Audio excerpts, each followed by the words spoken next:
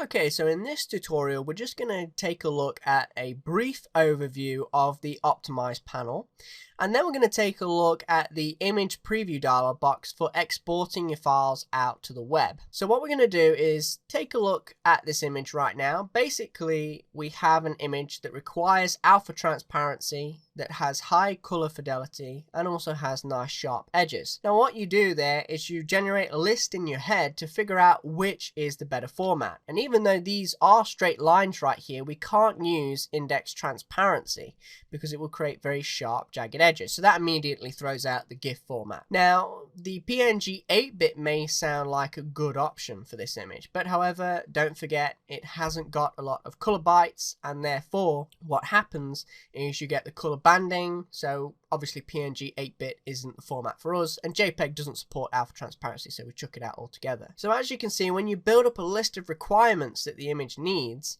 then you can determine which is the better format to use for that image on the web. So what we can do is take a look at the Optimize panel very quickly. You can press F6 to open up the Optimize panel, or you can drop down the window menu and select Optimize. So inside of here you've got the first drop down box. This has a list of defaults. These are just boilerplate. So for example, I can say JPEG better quality, which is what most people will be selecting when exporting out to the web, and 80% is optimum, and so forth. So this just basically gives you a boilerplate, and then you can go in and customize these settings. And I'm just going to go ahead and select PNG 32-bit, but you'll also notice there is no default option for PNG 8-bit or 24-bit.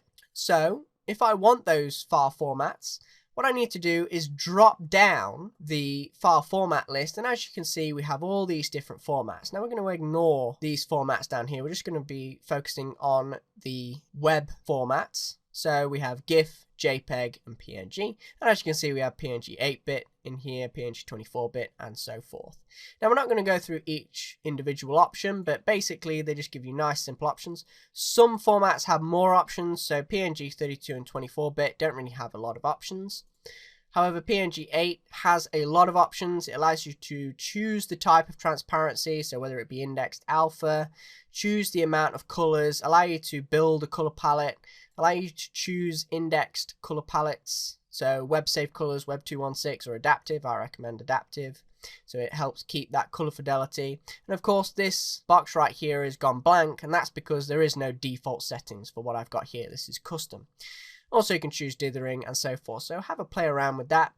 Then we have JPEG and so forth, which allows us to select the quality. 80% is optimum, as I said. If you can get away with less, go with less, but don't really go higher than 80.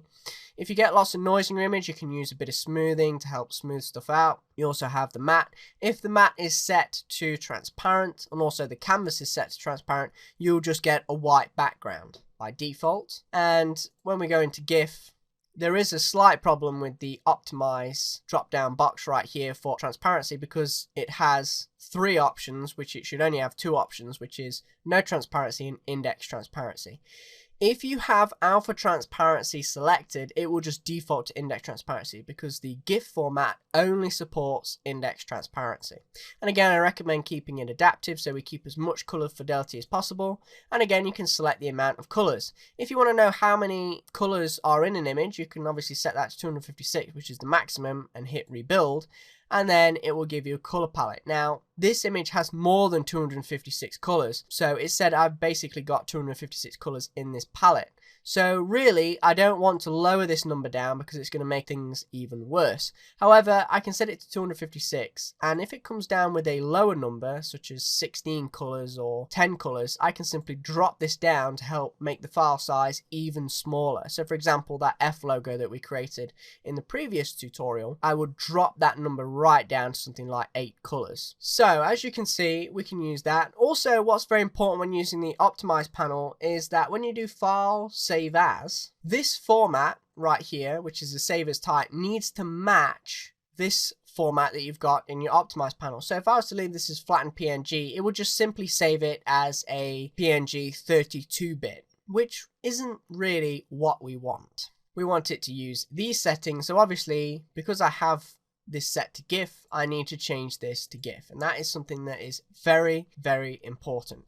If I had PNG 8 24 or 32-bit selected, I need to select flattened PNG. Do not select Fireworks PNG because that is a completely uncompressed PNG. You don't want that. You want a flattened PNG.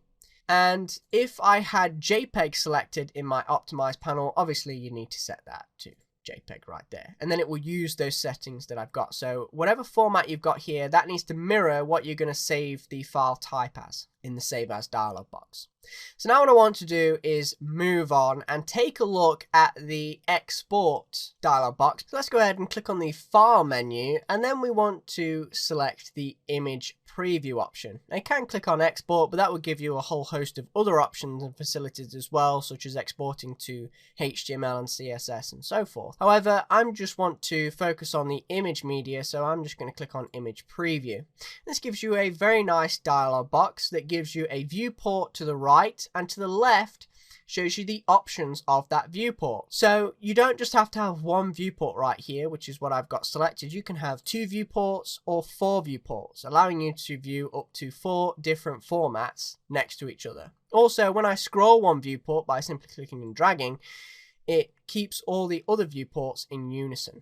So what I can do is, for example, I can select this viewport, and you can tell by that dark grey outline, and I can select some predefined settings. So I can say JPEG better quality, this viewport shall be GIF adaptive 256, this one will stay as PNG 32, and so will this one. But let's say I want to change this one to PNG 8-bit. Well, I can simply select the viewport and then click on this format drop down and select PNG 8-bit. And as you can see, it's now converted that. And I do want some alpha transparency in there, so I'm going to click on alpha transparency. I'm going to click on the GIF as well. I also want some transparency on there, which of course only supports index transparency. And as you can see, the GIF has got very sharp jagged edges. The PNG8's done a better job of that. However, we've still got the color banding in. So obviously I can determine that PNG 32-bit is the compression to go for when it comes to exporting my image. Also, what's really nice is the File tab. It allows you to scale down the image and also keep the aspect ratio, but also it allows you to export certain areas. So what I'm going to do is bring this down to 2 preview windows, and I'm going to change this to JPEG better quality, and this one needs to be PNG 32. So now what I'm going to do is, for both of them, I can either click down here to export an area, or I could tick this box right here. It does pretty much the same thing, and then in the viewport I can simply crop that down. I get the exact figures right there of the width and so forth, and then I can crop this side down as well, like so. And so then that's how I would do it. I wouldn't export the entire thing in PNG 32-bit because it would create a massive file size. So I'd only keep this part as a PNG 32-bit, and this part will just be the JPEG. So that's really nice. But let's say that I have 4 formats right here. And what I'm going to do is, for this viewport, I'm going to untick export area. This viewport, I'm also going to untick that as well. So when you click on a particular viewport, this obviously updates. And the options tab looks very familiar because that is basically the optimize window right there. Also, what's really nice is you get this optimize to size wizard. And basically you can say, I want this image to be 20 kilobytes, 5 kilobytes, and so forth, and then it will compress it in the best format to get to that file size. So for example, I have 4 different formats here. In fact, if I change that to PNG 8-bit, so now you can see the options change as I click through the viewports. Also, I get to see the size, which is really, really nice, and also I get to see some connection settings right here. So 56 kilobytes per second will make this image load in 30 seconds and so forth. So this just gives you a really, really nice, clear presentation. We can look at all the different file sizes. We can look at whether it's got alpha transparency. We can click on a certain image and then simply change some of its settings for exportation, and I've not actually exported any images so far, so I'm not having to export in all the different formats to determine which one is better.